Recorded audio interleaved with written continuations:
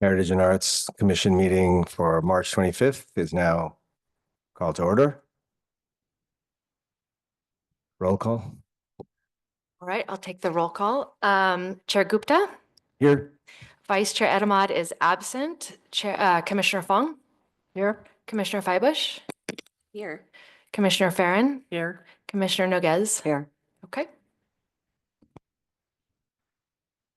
Okay, do we have any And I'm sorry, Commissioner Mujica is absent as well.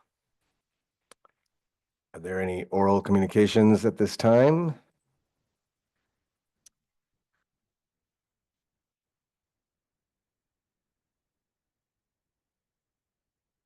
Seeing none.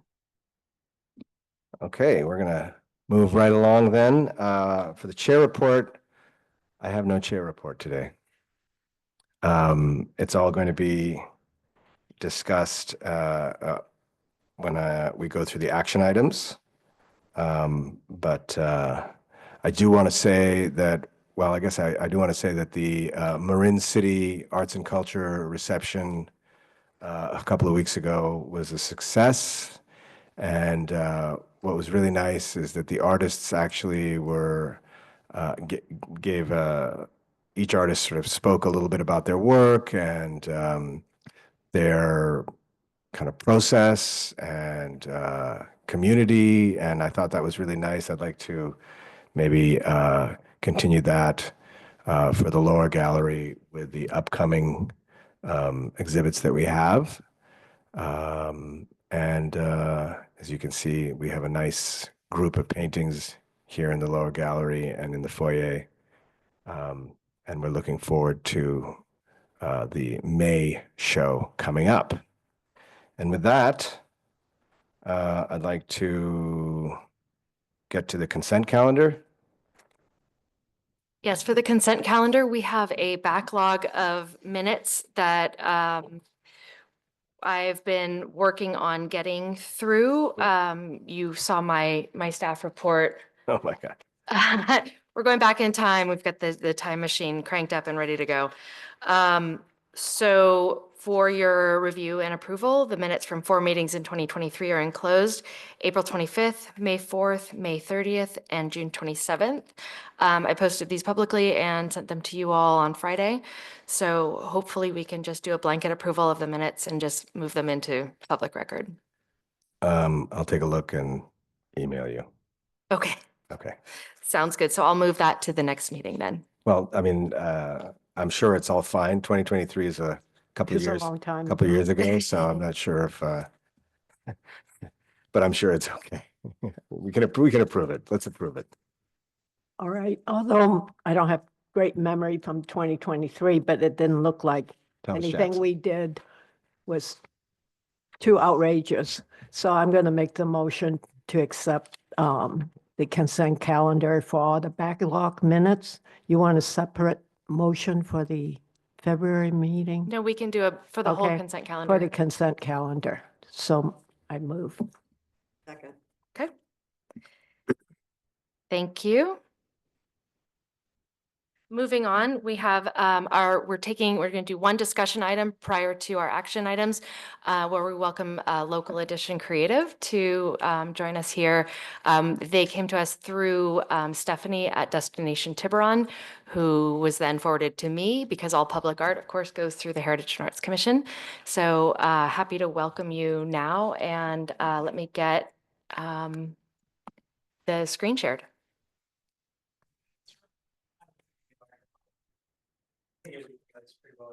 Yeah. Actually, if you're on the microphone, then the camera will find you, and yeah. Yeah. Well, you could bring a chair up. Yeah. Yeah. Just bring up a chair. Is it on?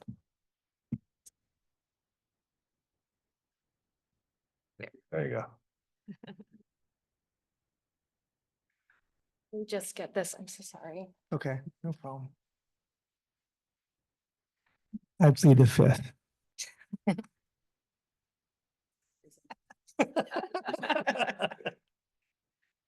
Yes, I am not representing myself, thank goodness.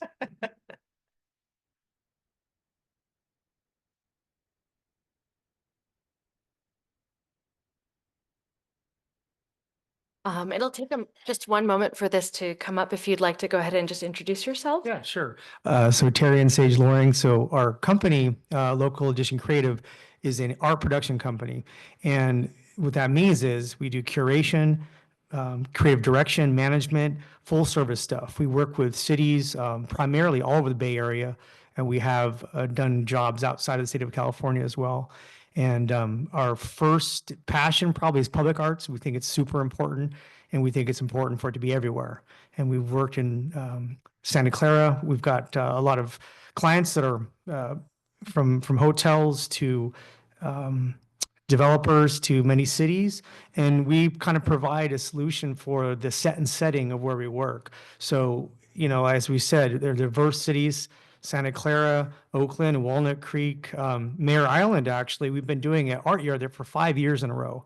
And if you haven't went out there to check it out, it's really interesting. And it's become a destination. People that are day tripping, we want to make areas explorable, and especially for other cities, you know, in the locale to go explore the nearby cities. So a place like Mare Island has become, okay, we're going to go to wine country. Oh, we have to stop and see this art yard. It's great. And it starts a great dialogue amongst the community. And what we do is work a lot with local artists, but we also bring in artists from out of town if we need to. It just depends on what we're trying to accomplish. So if you want to go ahead and, if you want to move a slide through. So we're really familiar with Tiburon. We actually live in Walnut Creek. So we've been in the Bay Area for many, many years. We moved up here from Southern California, 2012. And we've been producing art for 10 years. And we're very familiar with Tiburon. Of course, we moved up here, taking our guests to Angel Island many times. So it's also, you know, it's how we got to know Tiburon too, how beautiful this area is. And what struck us about it was all the open space. And a lot of times we have ideas and they don't come to fruition yet. Like, this would be a great place to, you know, kind of expand what we do. And when we saw the Thomas Jackson piece a couple years ago, like, oh, they're doing it. This is great. And we didn't see anymore. And maybe we should talk to them, because we do this and we do this very, very well. And it'd be a lovely place to work. And if you want to kind of just go down a few slides, I want to. So these are the primary areas that obviously would be very conducive to public art, but also even right here, the downtown area per se, you have a nice little lawn back here. There's a lot of places to place art, but also to encourage people from the city, of course, to come out and enjoy it, from all the local cities and towns, but also when people are visiting, say, these big destinations like Sausalito, they go, we have to go to Tiburon. I saw this really cool art down there. And you kind of get people leapfrogging around. So what we also do is love to draw people from a lot of different cities, a lot of diverse cities, and you have a lot of magical things happen when people start talking with public art. And there's a lot of connections that are made. So this is why we are so passionate about doing it. And so this is one of our pieces that we have over on Mare Island. So this is a very exceptional piece. They're San Francisco artists, quite well known. This was built in England for a Duke and Duchess. They commissioned it. Yes. And the funny part about it is when we called Dana, the artist, we were looking for one of these year's curations, and she says, I have a piece coming back from England and I would love to place it by the water. So this is, you know, there are serendipitous moments. So we try to find pieces, again, that are just very interesting for the area. So there's no one size fits all. And the range of art that we can procure is, your imagination's the limit. So some things can be very, very gritty, real Burning Man stuff. Some things are very more Lake Oswego or Newport Beach, whatever it is. And we like to kind of just figure out what would work, and also trying to throw in something that doesn't work. So you have everybody like, okay, great, I am used to this. And some pieces like, that's interesting. It's more of a conversation starter. But we work with the Arts and Culture and Heritage Commissions to kind of figure out what's the best steps when we curate and procure artwork. Just some examples of, we actually thought these would be kind of whimsical and fun. This is, when we're walking around, these are some of the pieces that came to mind actually initially for Tiburon. Just like, it can go anywhere. It can be very traditional pieces. It can be very whimsical. Again, you kind of see some examples of what we do. This is also a way that you can incorporate visual arts without actually painting on a building. We created, you know, a art billboard program to where it rotates every year. And this way you just have these beautiful visual pieces that you don't have to go through the process of painting buildings and having, a lot of problems. And if you don't have the area, you don't want that, this is a really cool solution to have kind of an annual curation for a spot like Tiburon. It would work really well here. This is a really fun piece. We mentioned we work with a lot of local artists, but same thing when we try to get people to come out and experience art together from different areas. We love to bring different artists together, local, international. This is an artist from France that we've known for 10 years, and we were waiting for the right time that we could work with him. We put a program together for the city of Concord, which we won a pretty nice award for this last year. It's the Helen Putnam Award for Economic Development through the Arts. So we actually pitched this idea to Concord. We live right next door in Walnut Creek, and we figured this would be a really good area to do this in. And so this consisted of many murals, local muralists and international ones. And just to see all the different artists come together and talk about their experiences is wonderful. So this is just a good example of the different types of art we can bring visually as well.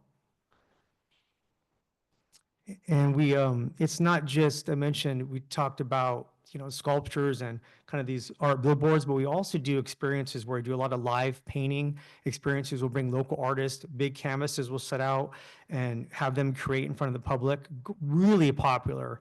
And those pieces can go on sale. They can be auctioned off for charity. There's a lot of interesting things we've done with the actual experience part of that as well. You have anything to? Okay. So, this is just a point. You've all kind of looked through our deck. This is what we do. This is our passion. This is what we're proficient at. And we, kind of are expanding every year with more cities. And we work a lot with the tourism bureaus and cities. We typically work with the economic development. That's our first contact mostly. But we're very used to just working locally with commissions and just kind of figuring out, if the time is right and there's budgets and everything's aligned, how can we help, create something special for that place? I think that's all I have for you. Yeah, the rest is just about us.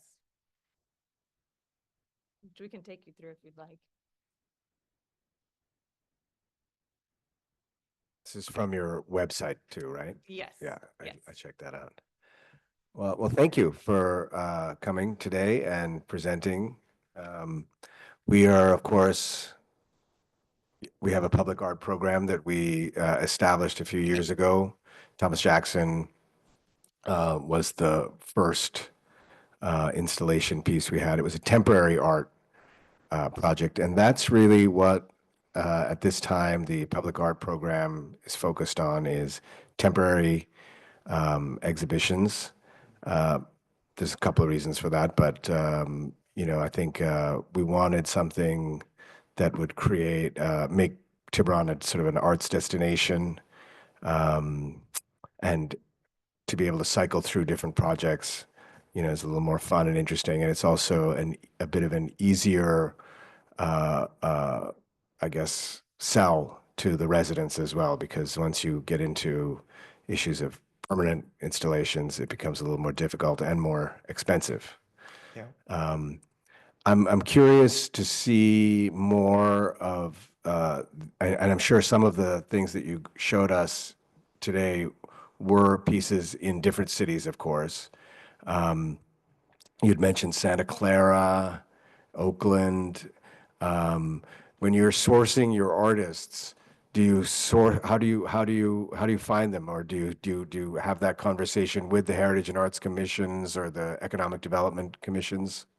Yeah, so every single project, I think Sage mentioned, it's very unique to the situation that we're in and talking with and the partners that we're working with. So we usually will work together with a bunch of different stakeholders on these types of projects, unless, like in the case of Mare Island, they're a private developer and they wanted us to just curate the annual exhibition. We bring them pieces and then they just approve them.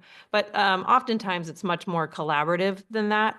And that's really how we work. And we have a pretty strong network of artists, from visual, painters to sculptors, all across the board. So we usually will work within our network first, but we also do call for artists as well and try to cast a wider net.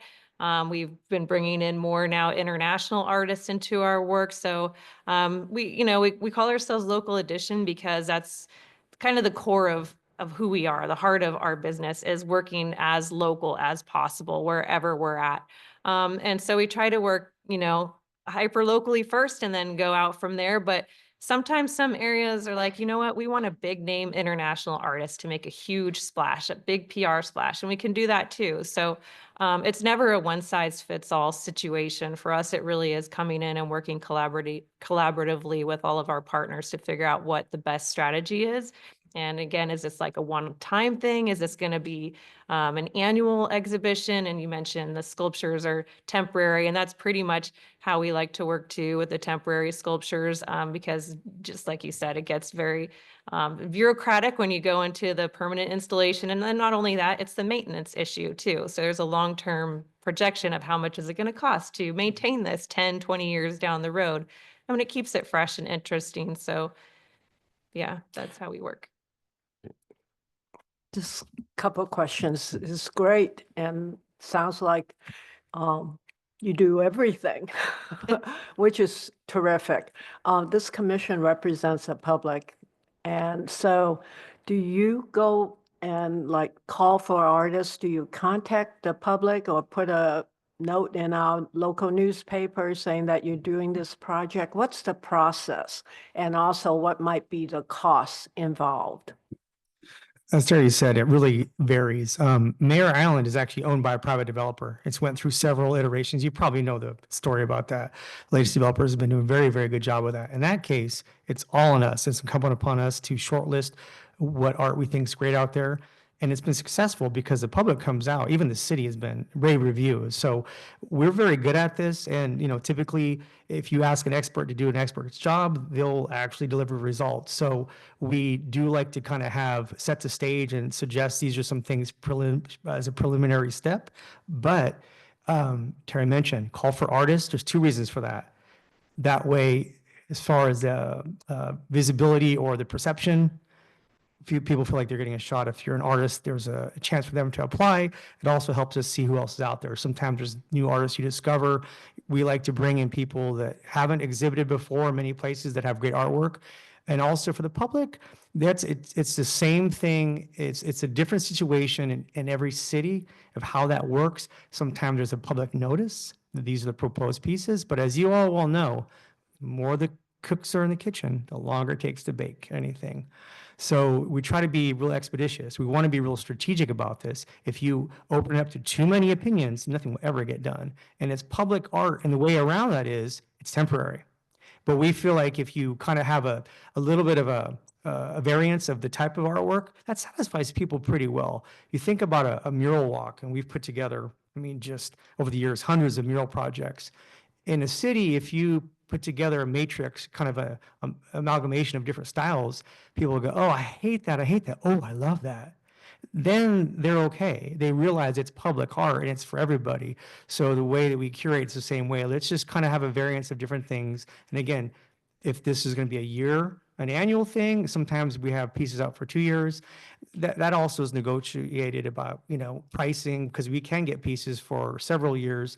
Maybe there'll be some pieces that'll stay several years, maybe some pieces 1 year. We've done 6 months as well. So we can kind of figure out the logistics, pricing, and we also navigate all of the installation, equipment, timing, everything. So it's just a turnkey thing that we do. Back to the pricing. Yeah. So if I were to think for this town of Tiburon for a project, so I said, oh, I really kind of like a statue somewhere on the bike path. Yeah.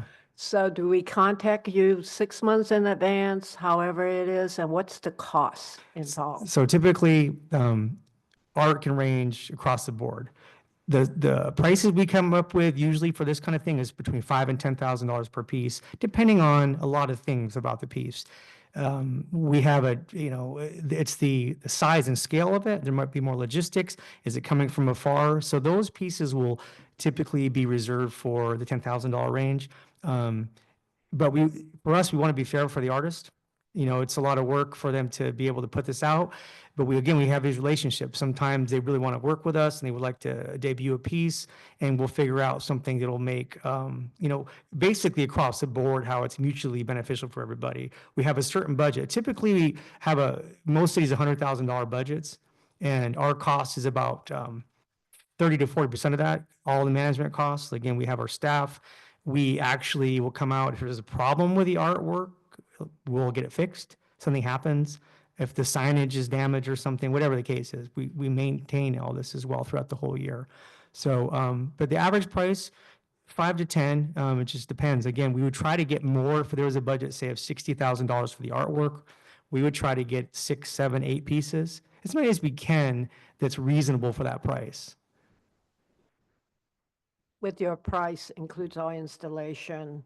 We charge, yeah, exactly. So if you have a budget of, say, $100,000, typically 30 to 40% is all of the labor costs and management costs, and 60% is for all the artwork, which is encompassing everything else too. So typically with that price range, like I said, probably 8 pieces every year, and that is turnkey equipment, maintenance, management, signage, and all that stuff. So we just sort of order out of your menu. Well, I mean, the way, I guess, yeah, in an interesting way is what we've done for Mayor Allen. Again, this has been so successful. This is kind of a case study. And we pitched it to them, actually. We came up with the idea because we thought it was a beautiful spot, an undiscovered spot. And they loved it so much to keep renewing this. And I mentioned we shortlist the art. We'll work with them. In this case, it's a little different. They just want us to do it all.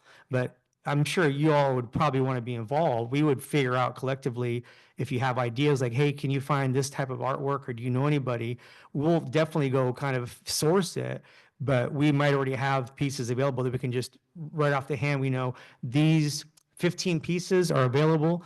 And just so you understand where these come from, typically, this temporary installation thing is fairly new in the scale, as you know, since COVID. It wasn't as widespread until people started going outside, trying to experience things. And so a lot of artists from Burning Man and all other types of events, after they create this art, a lot of times they go, I'm broke now. I just made this beautiful piece of art. I have to recoup it. And of course, the way to do that is leasing it. And a lot of these artists now are able to lease it several times to recoup that cost. When they recoup it, they want to sell it to get money for more art. So we usually, at any time, we have dozens and dozens of pieces that we know are ready to go, or we'll just find something for you if you have some ideas. And this is, again, locally and nationally. You're welcome. I just had a question about insurance. What about insurance? Do you guys cover the insurance? Yep. Yeah, so that's kind of part of the whole cost of our side of things. We cover the insurance, and we do cover all of the installation costs, like Sage said, the labor we try to keep it off of the artists, like getting the equipment and things like that, because they don't usually have those kinds of like contracts with the different equipment rental companies to install things depending on the size of the piece. So we handle all of that. We do the contracting with the artists, so that just goes directly through us. When we work with the cities, we'll contract directly with the city, or in this case, Destination Tiburon. And then we'll handle everything basically turnkey from there as far as the logistical and the admin side of things go. Mm-hmm. And, like when we work with the open spaces here, we do an environmental assessment as well to make sure that, we're not damaging the beautiful open space that we have in some way. Is that something that you guys can do, or is that something that we would sort of take the lead on first? We'll work with you on that. I mean, it's collaborative, because sometimes it's just a cement plinth. Sometimes it's a slab, and like, okay, well, this can be placed here. It's 6x6, 8-inch slab that the art goes on, no problem. Some things need to be anchored. So it depends on the piece. Larger pieces for engineering and safety, we can have a city engineer come out if they want to look at specs. But the larger pieces, we already have them signed off by engineers. So for built specs, they're already signed off for velocity, the wind tolerance, everything. So all these bigger pieces have to be when they go in the public, even temporarily. So we'll just work with you. Like, can we stake things out here? Safety is kind of the most important thing too. It might look awesome, but we don't want anything falling over. So that doesn't work. So, where's this piece going to be? What's the potential of public interaction, or can it be climbable? All these things we think about. Are little kids going to try to get up on this? So we think about we know it's public art and we've seen it all. I mean, so we try to figure out safe, interesting, durable, and how this is going to be anchored. So yeah, we do all this in-house, but we'll work with you because you'll know the areas best too about the sensitivities of residents. Like, oh, they don't want any, some people like, no, we can't place anything here. It might obstruct a view of this something. So we know that as well. There's a lot of very nuanced things that happen. Every single city has it, which for us is really interesting because it's completely different. So we'll work with you on what those things are and the best places to place the art just for visibility and interaction. I guess for my own clarity, sorry. What I need to know is, what are you coming to us with? So basically, what are you looking at us for? So you're working with Destination Tiburon. We are part of, we are a commission.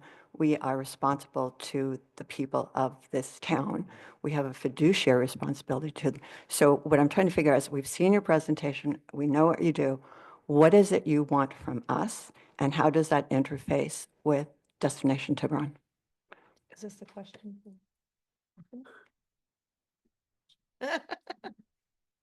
Lori and Sage actually came to me to discuss bringing art into Tiburon, and I brought it over to Greg. And Greg said, well, we need to have the Heritage and Arts Commission be involved in this before we even start the process for Right. it. So our initial step number one is coming to you guys and seeing if we're open to something like Local Edition to push something through for Tiburon as a whole. And then from there, moving forward and how that goes about. Okay. So one of the things that Arjun mentioned is that there's certain areas, for instance, Shoreline Park, where we can't just put anything. I mean, there are actually agreements between the town and the property owners that what we can and cannot do, and most of it is can't. The other thing is that we don't have a lot of money, right? And so, and then the third component is, we're looking, at least from my perspective, and what we've tried to push is local artists, not international artists, because it's truly public art, and we want it as much as possible to invite the people that live here to be involved in the selection of the art and possibly even the creation of the art itself. And one of the things you mentioned was economic development. What is it that you mean when you say that? When we work with cities, and this, just to clarify, Local Edition, the reason that is our company's name that is because we always start locally. All of our artwork, whether it's murals or sculptures or, multimedia projection pieces, we always have local artists involved, but we don't solely do that. There's many reasons why. So when we work with cities, most of the time when we're working with a city, the liaison, the person or direct contact will be economic development. This is most cities now. So that's why we mentioned that. This is typically who we work with at a city correspondence level. Sometimes there'll be a variance, but that's typically 90% of it. And as Stephanie said, this was an important step to just let you know about us. And we don't really want anything from you unless you're ready to, if there's an opportunity that you have budgets and to produce art and want to partner. That's simply that. I mean, for us, we get funded through grants. We've had Measure X money we've used. There's a lot of different ways. The budgets, we know all about that. It's really rough everywhere in a lot of cases. But however, there's still money because it always is found somehow. It just depends on how much and what it's for. And typically when cities, do have those budgets, they like to work with groups like us because we're really good at, making that money go very far. And it's not just about the artwork too, it's about the messaging. Having people know about it, just all your surrounding cities, to let them know all this great stuff that you have as well for them to share in. So the messaging, and we do a lot of video production as well. We make nice, sizzle reels about some of the artwork we put together. So we help with kind of the marketing aspects of that stuff too. And for locally, if you want to write newsletters to residents, we can help with copy and put together artist bios. So all this stuff just to kind of spread the awareness is what we also, are here for. I mean, I think, clearly economic development is, important, and it's a secondary benefit. But our role as the commission is primarily cultural. And, Thomas Jackson, to take an example, that was 700 pieces that were installed by an army of volunteers. We raised the money from, a number of local foundations, but as well from the public here. And the piece itself was, not merely a sort of a decorative piece to attract tourists or visitors. It was a piece that we wanted because it had a meaning to it that connected people with, consumer society, nature, how we treat the environment, this kind of thing. And so we put a lot of thought into the kinds of artworks that we want. And I'm really happy to, wonderful to meet you, and thank you for the presentation. I think our next step would be to have an internal discussion and maybe consider some other ideas, as you've, said that you have worked with other groups. And maybe we can, get back to you with some of our thoughts. And if you have ideas that, in response to those with artists or works, perhaps, we'd love to see a proposal maybe. But I think the first step certainly is that we, as a commission, would need to, have a discussion ourselves about what is it that we want for our next public art project. And we haven't quite got there yet. It's still March, and I feel like we're a little bit behind our schedule, but we certainly need to look at our budget and consider what kinds of things. I mean, last year we had a performance piece. That was our only public art work, was a performance piece by a pianist who came and brought a grand piano, plonked it down on a beautiful site in McKegney Field, and had this incredible outdoor concert. So we're not sure, and we are open to digital projection. We're open to all sorts of really cool, I think, ideas. And it seems like you clearly have some experience with a whole range of art projects.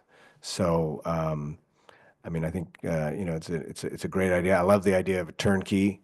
That's awesome, because that's part of what, is a difficulty for us. We're a volunteer organization.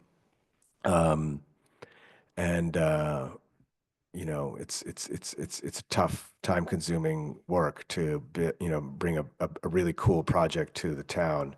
And that's what we want. We want something that is memorable and meaningful as well, and something that I think all the residents can really kind of feel, that resonates with them as people who are in the town first, before bringing people to the town. People come to Tiburon from, all over, that's true, but it's a small town. Yeah.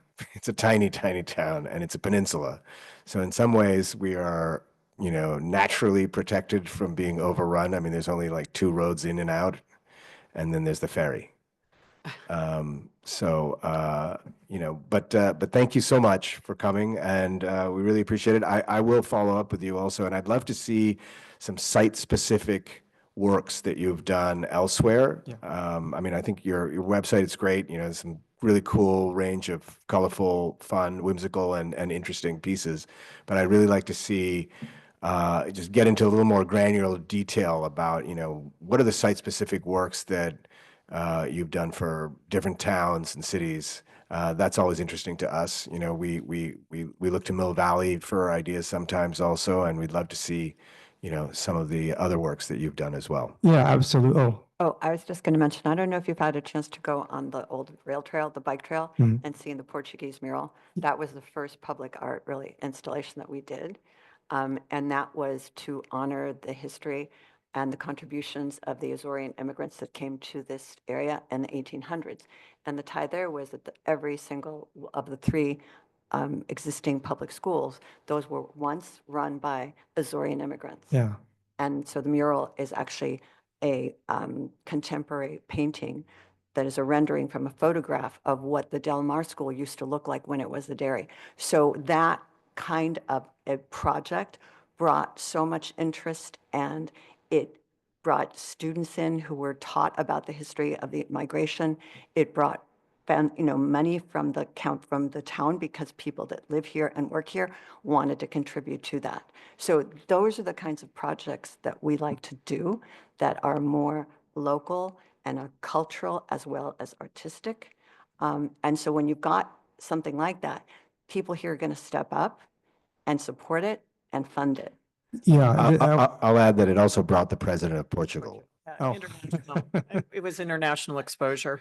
Yeah, and actually, we're familiar with that as well. We do a lot of research in our areas. The last thing I want to add is arts and cultural. Some of our award-winning programming is actually based on the arts and culture programming. So, in Creative Concord, we created a 2-day event. It had taiko drumming, poetry, music. So, there's a lot of things that we do. We can't show you in one, second, but the core of it is public art, and it's for the city, but it's also with the neighbors. And the whole point is bringing this, if we do something in Concord, people from Lafayette, Danville, Oakland, all around those neighboring cities come and experience that too. So it's kind of that neighbor exploration that we're going for first and foremost. But again, the arts and programming, the visual arts, the performing arts are something that's been in a repertoire as of late. And it's very powerful, as you said too, for community experiences. We also have a nonprofit. It's specifically for community engagement. So we have a lot to offer. Thank you very much. Do you have any? Thank you very other- much. Are there? Thank you.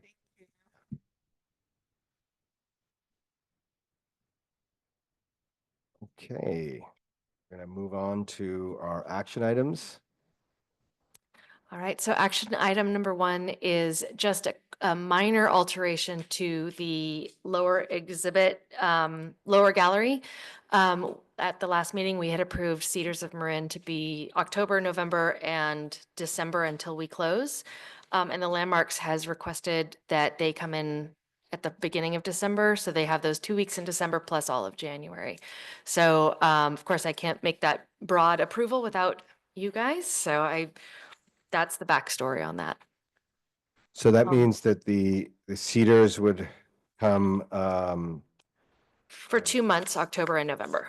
Yeah. October and November. Okay. Well, I'm glad to know, since I have to deal with the Cedars. That's fine, except they all have a really short time because of Thanksgiving, but it's okay. I understand December and January. I Well- think December and January for the Landmark works well for them. But- Well, let's talk about this for a minute, because I think when we kind of stagger it like that, you can see we have right now we're in March, April, May through June, as I'll note in the upcoming action item, we may well have an exhibition from the Native American group that we're talking to. And that leaves us with July, August, and then September, October. And you're saying Cedars would be October, November, right?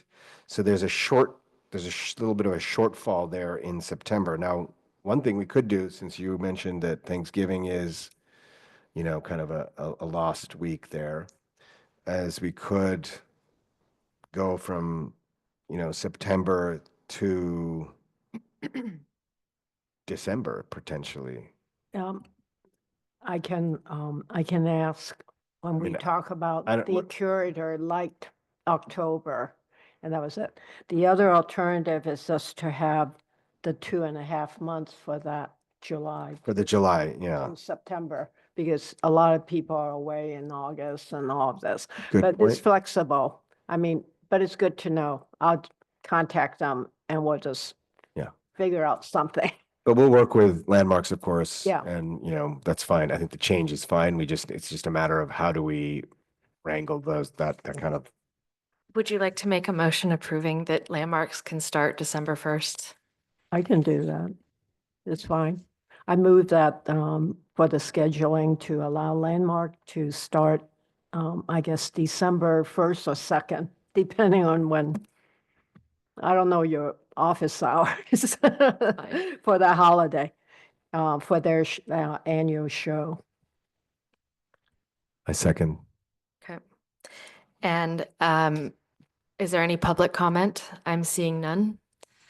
All in favor? Hi. Aye. Aye. It's unanimous vote. Okay, action item number 2, Contemporary Indigenous Artists Exhibit. Marissa, do you want to give a little background? Sure. So I didn't write a staff report for this, but we've talked about it a little bit. A friend of mine works at the Marin Center as their cultural coordinator, and they had a really vibrant exhibit featuring contemporary Indigenous artists. And I sent it to, we just missed it, but I sent it to Arjun saying this would be kind of cool for the lower gallery. I'll let you guys figure it out. And a lot of, emails back and forth. And Arjun, you connected with Libby, the cultural coordinator at the Marin Center. And I what did. happened? I did. And I'd like to thank you, Marissa, for making that contact. Sure. I really appreciate it. Libby was great. We talked a lot about the exhibit they had at the Marin Center. And then she introduced me to Henry Frank, who is an artist and Homo. He's a member of a number of different tribes, I think. And he's a really, really nice guy. I'm meeting with him on Thursday, April 3rd. Should anybody want to come along, I'm happy to talk with you and give you the details of that. But we're going to meet here in Town Hall so he can see the lower gallery and what we have right now on exhibit. He, was really open to the idea and enthusiastic. He felt that, he already had a few artists in mind, and I encouraged him to also exhibit himself. I'm happy to, once I meet with him and we get those, those artists, I'm happy to share those names and their websites with you. Again, I feel like it's important to leave the curation to whoever is sort of the point person. But nonetheless, I did say, we have some, parameters around what we can show here. No sculpture, and clearly we want something that is, at least not graphic in any way that might be offensive to anyone as well. So, I think this is just great. And I would look forward to such a show by the group. When let's see, back in about 2018, when Richard Rosen was the laureate, we did contact the Marin County, the culturals, and we had a big meeting at the library and we worked on it and talked about it. And that's the beginning of it. And I'm glad to see sort of a full circle coming back. And I think it's great. And I even saved this in my file long ago. This is from the Marin magazine. So I think it'll be really nice. And then you mentioned that there would be some kind of performance or lecture. I think that Yeah. would be extra addition. And I thank you, Marissa, for bringing it back. Yeah, Henry mentioned that they also do panels, and maybe it's possible that rather than try and cram everything into a reception, we might be able to do, a performance here again, or outside if the weather is nice. I mean, it's going to be May. Yeah, Yeah. that'd be good. And maybe a small panel discussion of some sort. Maybe even get some of the local schools involved as well. And of course, I know, Marissa, you had mentioned the diversity task force.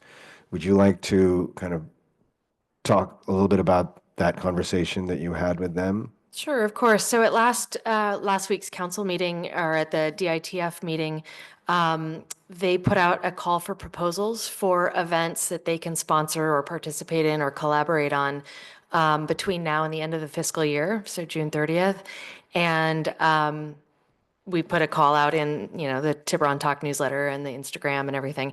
And so this could be an ideal collaboration with them, both budget-wise, resources-wise, volunteer, people-wise, and it could be something they might be interested in. So there is the opportunity to submit a proposal.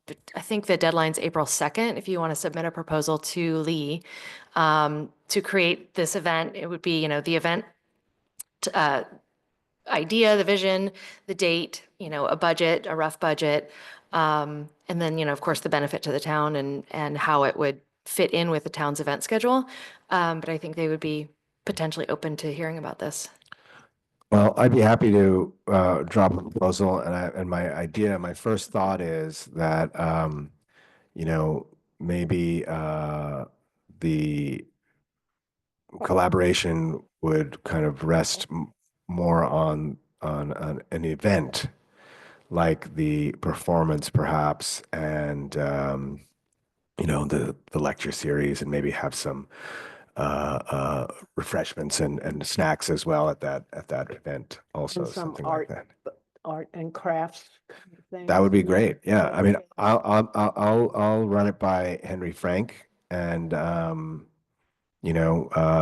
don't know if I'm going to be able to put any numbers to that proposal quite yet, but I can certainly talk to him in the next day or two, because April 2nd is around the corner.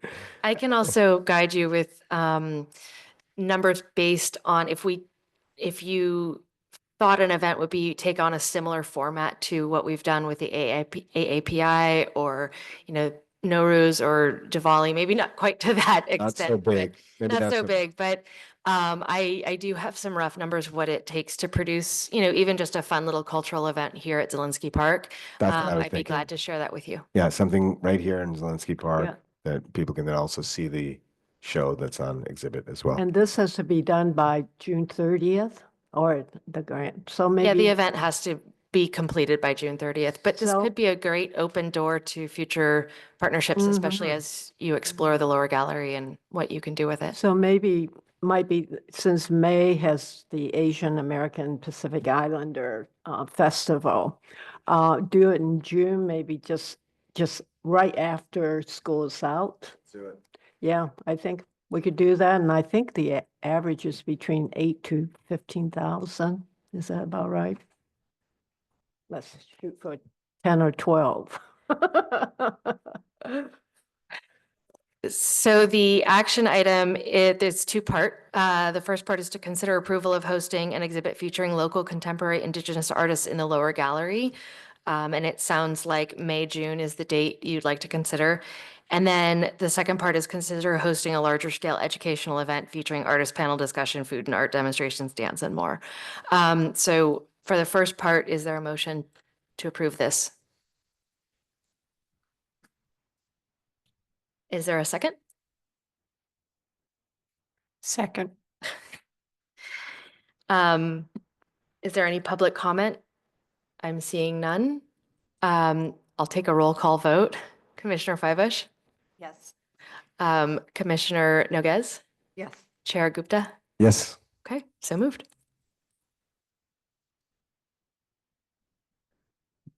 And then I move that we hold a larger scale event with food, arts, dance, performance, and craft of some sort, some combination thereof, with the Diversity Inclusion Task Force. Okay, is there a second? Well, Commissioner Fong, I'm seeing no public comment. Roll call vote. Commissioner Feibush, Yes. Commissioner Farren, Yes. Commissioner Noguez, Yes. and it's passed.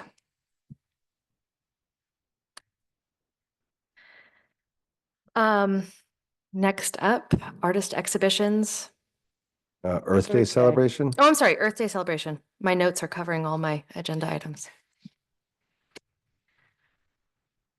I believe this is you guys. Yeah, Nora, do you want to start with the context or should I kick it off? You want to kick it off? Sure. Okay. So on March 3rd, the ad hoc committee met, on March 3rd, the ad hoc committee met to discuss how we can get more involved within the community. And one event that came up was the town of Tiburon is hosting an Earth Day celebration on Sunday, April 27th.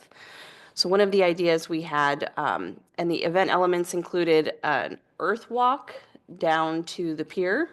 And so one of the ideas we discussed was hosting a pre-walk activity for families over at Zelinsky Park, where kids could make, we called it like a pledge for the planet, make little wishes on their Earth Day that we could then tie sustainably to the fence. It could be a great photo opportunity. We've done this with Kol Shafar, where you can do, it's like rice paper that will dispose. And so we've put together a proposal for hosting an event like this with popcorn machine, music. Yeah, just a short event to kick everything off. I love that. It's also like those little Japanese, you know, when you go to the wishes, shrine, Yeah, you can tie the rice we paper. might have the deer to eat them up too. That's right. That's a good luck Like anyway. Nara, yeah. So this is gonna happen like back there for the fence and Yes, we had discussed that. by about an hour or, We were don't know. thinking maybe a 2-hour window with a folk singer that could perform for all ages, not just kids' music, but also adult music. Any way to get kids outside and doing activities, but also dance and popcorn and even refillable water stations. So just thinking about all those eco-conscious features, and then incorporating the children's art and photo opportunities into it as well. Great. So Sounds good. what are the next steps? Well, we had talked about, I think Nora was going to connect So- the so town. Basically, I spoke to Alice Fredericks because she had originally approached me to find out how we would like to participate in Earth Day. And I told her that we had just met and that what we wanted to do is what Liz just talked about. So there are different components to this.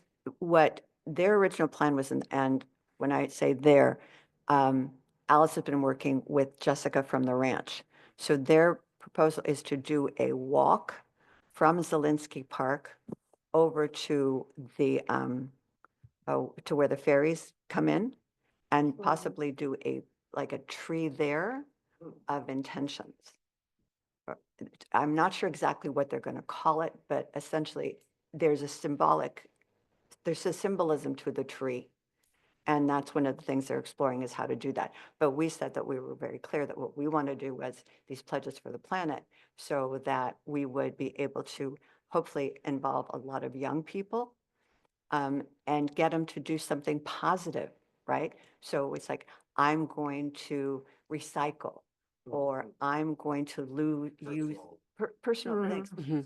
Yes, a personal commitment, yeah, which is a pledge, right? So I'm going to stop using plastic for whatever. So yeah, and we would have tables set up so that people could, you know, make their pledges and we'd have it all orchestrated in terms of, you know, here's where we're going to put them and here's how we're going to make them, but also to invite community groups. For instance, there is the green team and they're the people that go around and pick up the, they do pick up some garbage, but for the most part, they're the ones that are planting all that beautiful vegetation that you see springing up, right?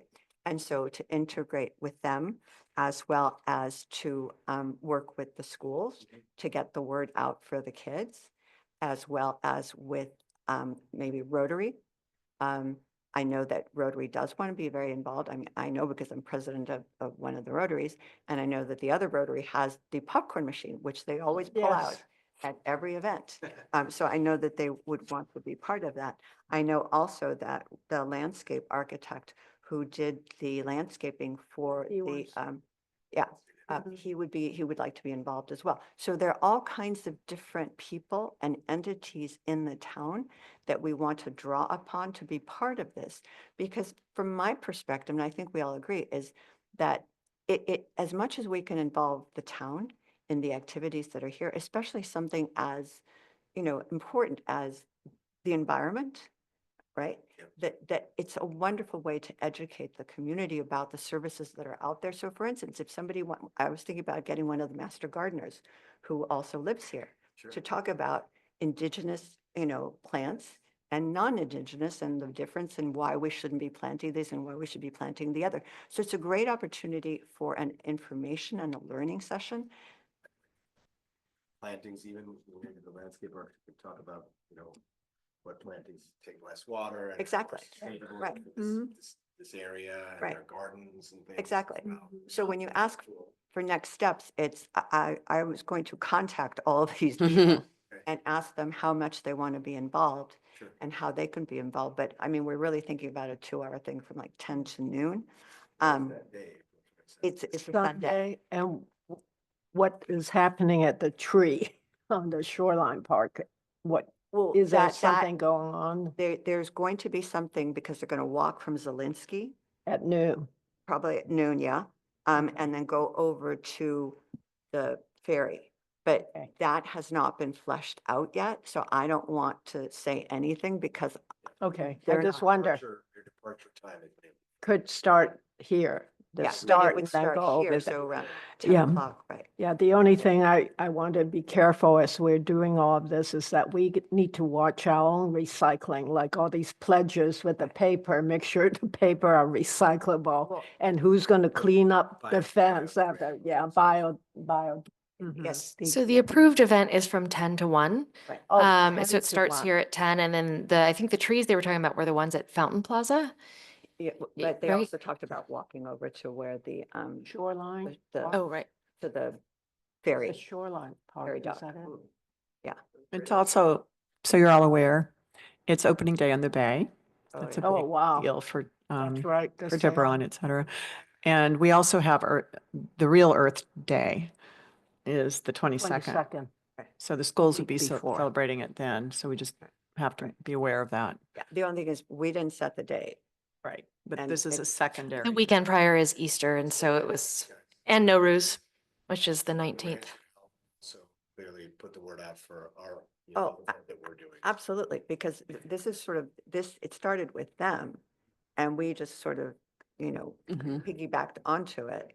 Yeah, I like but that idea. Yeah, I like it a lot that we're participating, and because of the short lead time, I would appreciate it if you could inform Marissa and let her Right. keep us informed. oh, yeah, Okay. that's Thanks. great. And I appreciate the support, but I just think that it's a wonderful way to start collaborating with different organizations and people in the town to be able to do events Yeah. as collaborative efforts and everybody gets on board. Looking forward Feel to free more. to Reach out to me if you need any help with the schools or something like that. Okay. Yeah, great. Did we need to get approval on a budget before our next meeting for that? Yeah. we'll probably- We do need to work on a budget for next year. There are funds in your special fund that you could use towards this if you wanted to make a suggestion and then make a motion. How about like a not to exceed or something? Should we have left in the operating since we need to get, Because there's a certain Yeah. amount of money that we have to spend before the end Yeah, of the fiscal and- year or we lose it. Which I think the Artist Laureate wall lighting project is pretty much going to eat Oh, all of that. okay. But, if you wanted to spend $500 or do, $800 on this. do we have enough? Because there'll be a reception May 6th. The artists, do we have money for all of the good cheese and wine? Costco. I know, but You did I a don't great know job whether there. that was Laura. good. We had a lot of things that were end up, over as well. So I think, we can absolutely meet the reception needs for both upper and lower. I yeah, think. just how much was it? And so we'll make sure that's in the, I just gave you. Yeah. You do have about $9,000 in your special project fund. Your operating. annual operating budget, you have about 6,000, and that's mainly going towards the lights, unless you wanted to put the lights in the special project fund. Okay. So, Yeah, I guess the reception, I would like to come out of operating Okay. and and we'll figure out. it looks like, Nora spent about $240 on the reception. Yeah, 300, so, It was a great, great, spread. Thank you, Nora. it was good shopping. It's really amazing. I Quite have a amazing. question about the Sunday format, the 10-1 that you mentioned. Is it 10 the walk commences or what? Because I haven't received any information. My understanding, just in my brief conversations with Jessica, is everyone's gathering here at 10, and there's gonna be a table and a tent here, and then marching downtown, and then having their activity, and then at 1 o'clock, everybody's done. So it would be, I think, helpful for them if you were able to merge your ideas into their Mhm. time frame. Yeah, Because I think there's a little bit strapped for staffing and resources Yeah. as well, so. And I did talk to Alice this morning, and she said, of course, that if we wanted to continue doing what we're doing at Zelensky, we could. I think the only real major cost for an event like that would be, you had mentioned a folk artist, Mhm. somebody, who we'd find that would play for whatever sum of money. some Mhm. little, small. But just also, one of the things that Alice said was that they have the Reed Union School District ukulele band. Mhm. Which my son is a proud member of. Are- Well, not the Reed, but the With Del Del Mar. Mar. Right, Del so, Mar, Yeah. ukulele. I mean, there are a lot of moving parts, so we just have to, but yeah, I knew That would be that very cool. your son already made his, I guess, debut performance up at the Martha at the property. Martha property, yes, yes. Let's So- get him back. Yeah. All right. Whoa, yeah. Does he do the saxophone? Oh, So what's on the agenda is to review and consider approval of your proposal for involvement. So, Mhm. I'm gonna leave that to you. Could it be that broad? I think you should narrow it down to add the budget Okay. aspect of it. Okay. I would propose a budget not exceeding $1,000. Is that too conservative or? I think that's a lot, but. Yeah. well, we don't have to exceed it. Yeah, Yeah. but I'm thinking materials, Yeah, any kind of. Popcorn. yeah. Yeah. You know, there's a Thanks. whole pack of musicians over at the library that do a Friday hootenanny every Friday. They came and played here once when they were double booked over there. There's a lot. I popped over there on Friday to drop off the agenda, and they were rocking out. So it might be worth reaching out to that group and see if there's somebody who's interested in coming to play. They're actually really good. And they all just, it's a bunch of people that come and do a jam band. There was an article in the Arc a couple of weeks ago. Yeah, they do it, I guess, first or second Friday of the month, and they're from all over Marin coming in. So there might be a way to save a little cash that way and invite the Tiburon hootenanny. Yeah. There is also the idea of, do we want them to just write something and then be done? Or do we want them to have art stations and maybe create some art with sustainable paints or environmental Could friendly? even do some wildflower Yeah, planting where yeah. they take a Dixie cup home with some, poppy seeds in it, or Chalk drawings and Yeah, stuff. there Yeah. could be a Mandala- little bit chalk more of a, mandalas. California poppy packs Yeah, of the I- seed. And If you want, I do know the person who, Tom Cromwell's doing that ukulele group. I'm happy to, contact him and refer him and that'd and be you great. could work out the Yeah. I details, mean- or I could get hold of you. We could meet, whatever. Yeah. Okay. One of the things we were thinking about doing was actually reaching out to Ground and asking if they would want to donate seeds. Yeah. So this is a great opportunity for, Mhm. everybody to participate if they want to. so So the the motion is, is to consider approval of this proposal with a budget not to exceed $1,000. Would somebody like to move? I move. And would somebody like to second it? Second. Is there public comment? I'm seeing none. I'll take a roll call vote. Commissioner Feibush, Yes. Commissioner Fong, Chair Gupta, Yes. Chair Farren. I mean, Commissioner Farren. Sorry, I gave you a promotion. Commissioner Farren. Dream big. Yes. Okay, so moved. Okay. Next we have action item number 3, the artist exhibitions. We are reviewing artists for the September, October Upper Gallery. I'll just give a little background there. I did meet with Gordon Studer, lovely guy, and he is interested in showing with us maybe next year in 2026. However, he has a problem that I think all artists would be would want, which is all of his work is already being shown or in galleries somewhere, and he has no he has no material, no stock left for the upper gallery. Let's book him early for next year. I will. I will. Believe me, I will. But he, we do have 3 possible artists, and I think I'll just mention the first, Susan Katz, who had reached out to us, I believe, in the fall of last year. And, she's a really wonderful wildlife photographer. And we don't have any, I don't think there is any photography on this roster for this year. But I really liked her work.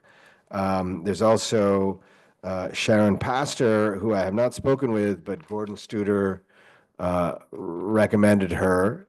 She also has a workspace in the ICB building where Gordon has one too. And so she is a abstract painter.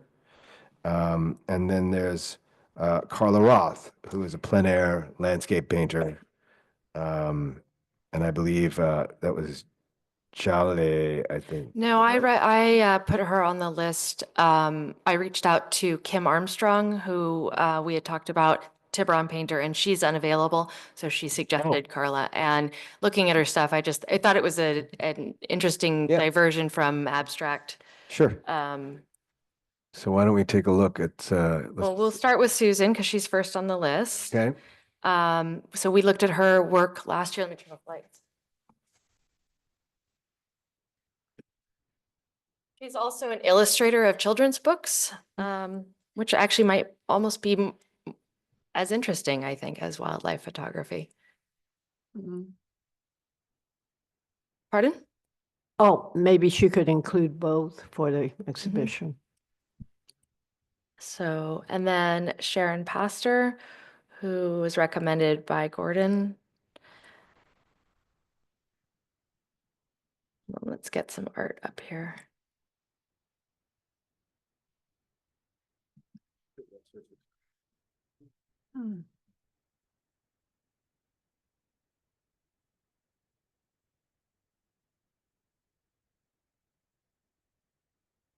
And she's a Marin County artist, and her work, I should be sharing my screen. here. whoops, her work references sort of, Marin landscapes, colors, symbols. Let's see, landscapes.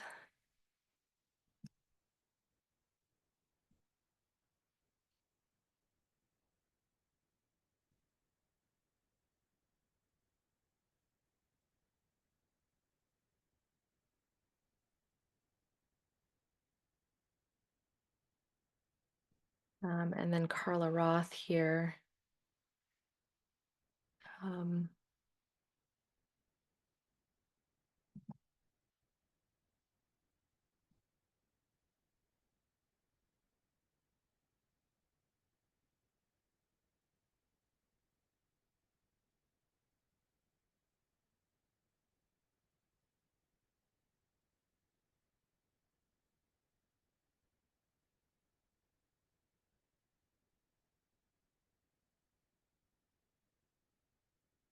And she's also in the ICB.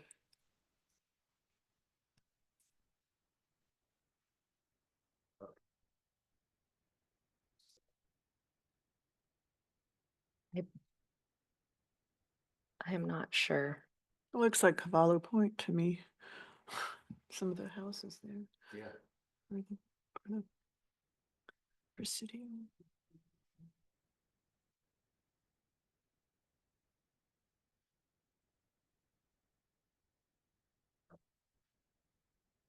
Yeah, And beautiful. you don't have to make the decision now. You can wait till next week if you'd, Okay. or next month if you'd prefer. Yeah. There. Mhm.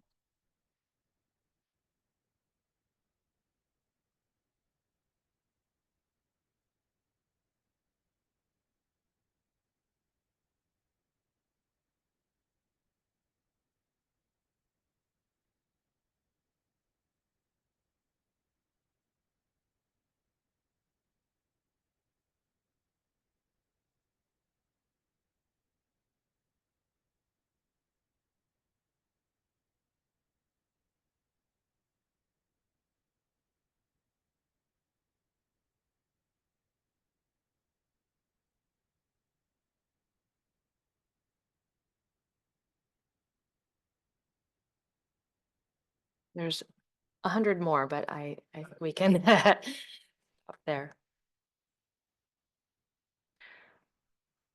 So what would you like to do? Well, I guess we should probably, I don't know if anyone has spoke, I mean, I know Susan is, I don't know if she's available for this time slot or not, but I know she's aware of the gallery and wants to show.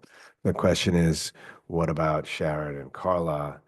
Has anybody spoken with them about it? I have not spoken to Sharon, and I'm assuming Mm-mm. you've not contacted Carla.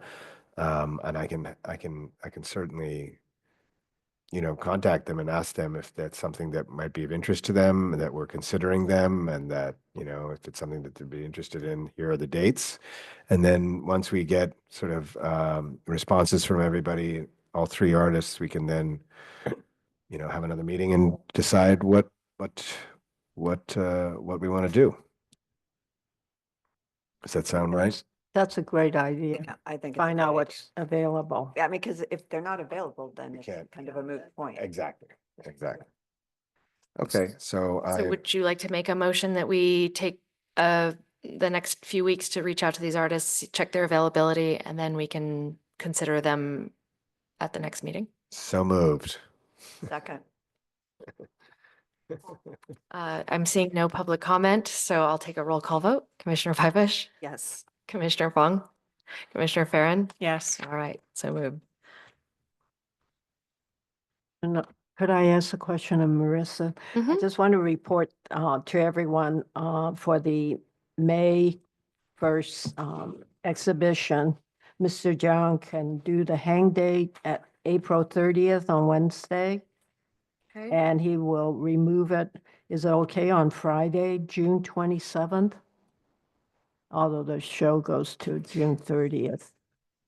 Let me check on if we're closed every Friday, but we're every other Friday we're here. So as long as I'm working that day, that's Okay. fine, but let me double check. Okay, and do you have the contact for the IJ?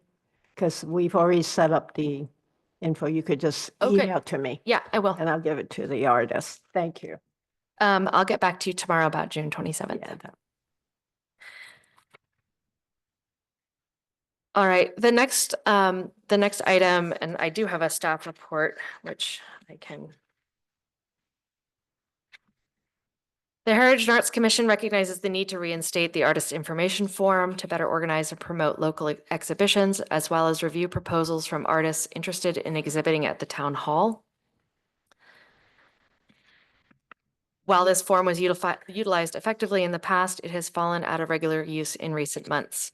Staff has updated the form to better meet current needs, incorporating several essential elements, including installation and removal dates, opening reception information, and promotional timeline details.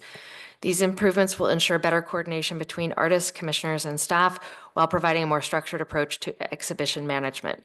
This updated form will serve as a comprehensive resource for tracking exhibition details and will help maintain consistency in our arts programming.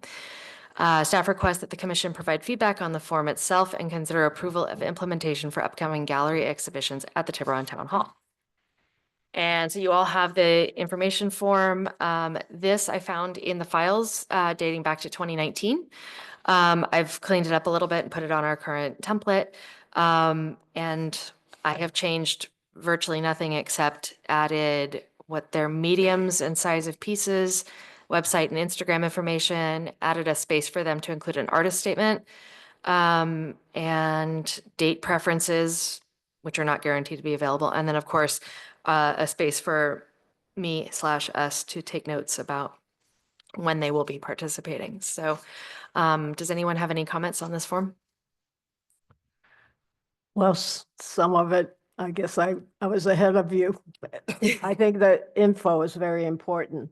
And will the contact person, a commissioner, use this form, or is this given to the artist after we contacted them? You give it to the artist once they've confirmed that they would like to exhibit, and then submit it back to me or your staff liaison, if I win the lottery or something. But Yeah. this is to be filled out by the artist and submitted back to the liaison. I mean, I wonder if this is something that I could attach to my, when I'm contacting Carla or Susan. Or, Exactly.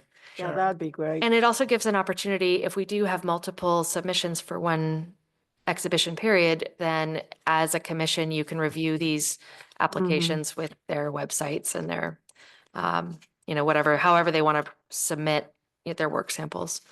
But this could be the first start of how you consider approval of an artist. I'm all for more information and just some kind of I think it's great help to you to kind of have all the dates and seeing all Yeah. what's happening. And it helps you as the liaison to know Yeah. what you're And it- doing and what It you're. also helps us in communicating to the artists as to what is needed. Mhm. And My only suggestion would be, when you have artist statement here, Mhm. you might want to just, let's put a line saying, if you have a longer artist statement, you can attach attach. Yes. Yeah. or something like that.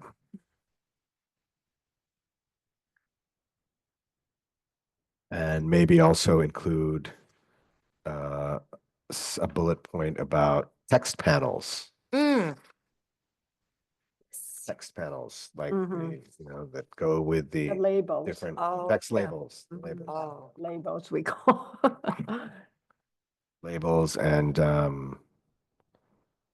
there are specifications for the size of those, aren't there? Yeah, so this is in addition to the management list that we. Yeah, and there that's what is a I've been bullet working point about out. text labels in the policies There and is, okay. procedures Okay. that they sign. Okay. So, but this is a good, it's an opening conversation of what is expected of them. They're expected to make a donation. They're expected to promote themselves, to invite people to their receptions.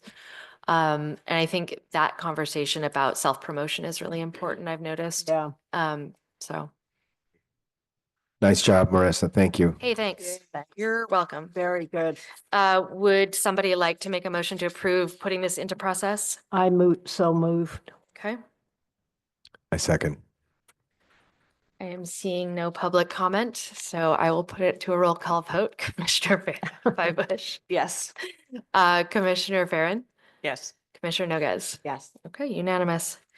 Could we eventually have this live on the website too? Yes, Okay. I think this would be a Very great thing helpful. for your landing page. I'll add it now. I mean, it's no reason not to put it up there now. Okay, thank you.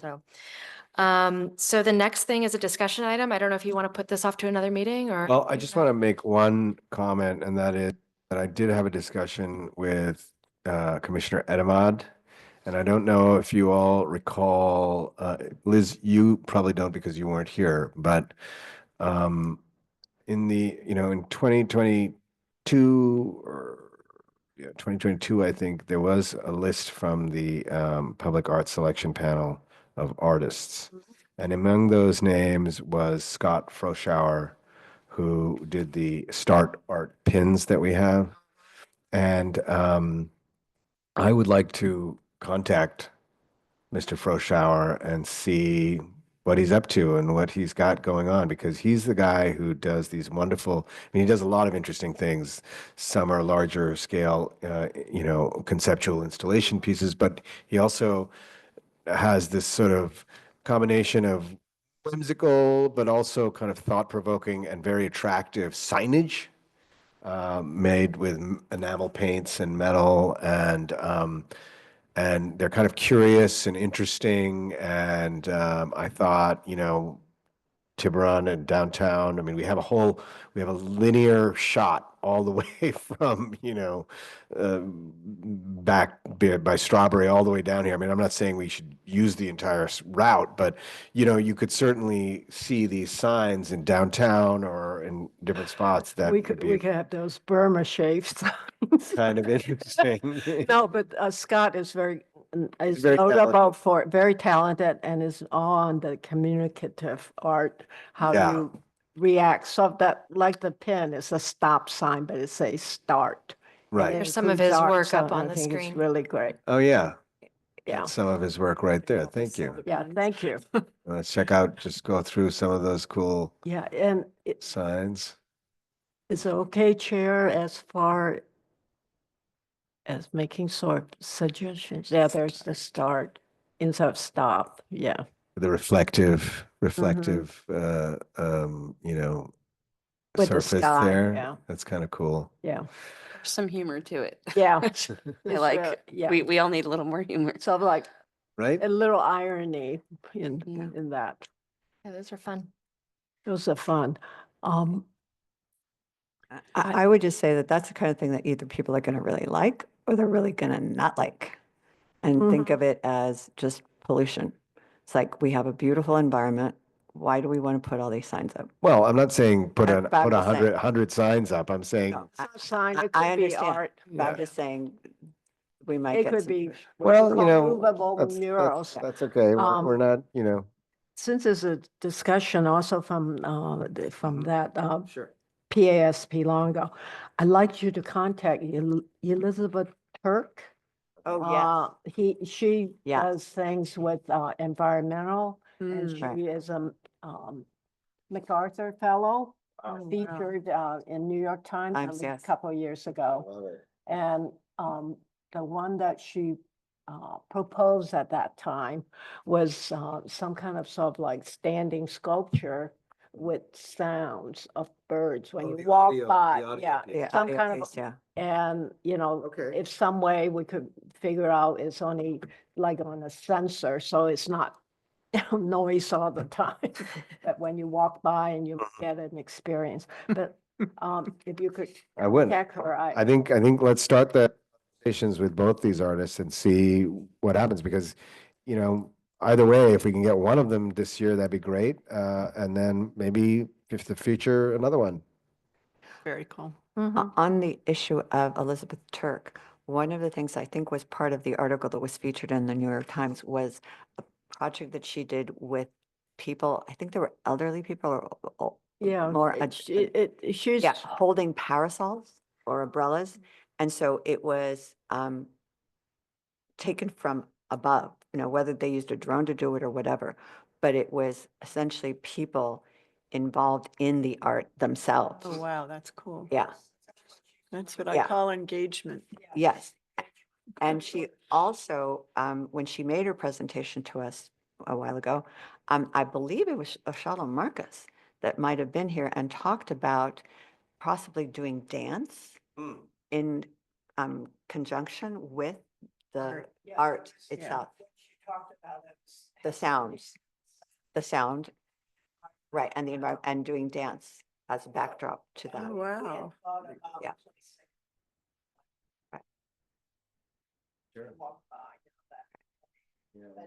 Yeah, but I also have to say, and then I'll stop talking, that a number of people have approached me that went to the concert in McKigney and have said, when are you going to bring that back? Because it was great. We'd love to see it again.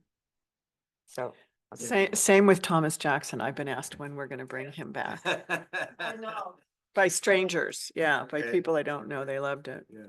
Well, let's, we can talk about that. When's the next president coming back? I mean, I think you could, it would be nice to bring something in, and I'm happy to, talk to Thomas. I mean, I'm in touch with him anyway, so I'd love to hear what he's up to. But I think the other thing is that